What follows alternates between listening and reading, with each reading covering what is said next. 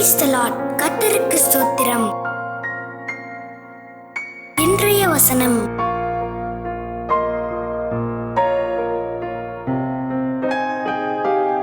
ஏசாயா 33:15 மற்றும் 16 வசனங்கள்.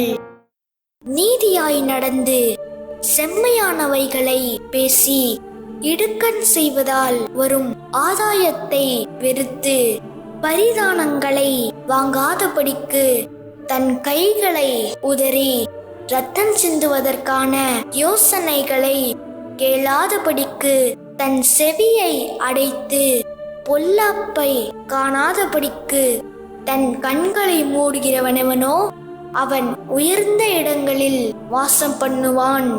கண்மலைகளின் அரண்கள் அவனுடைய உயர்ந்த அடைக்கலமாகும். அவன் அப்பம் அவனுக்கு கொடுக்கப்படும், அவன் தண்ணீர் அவனுக்கு நிச்சயமாய் கிடைக்கும்.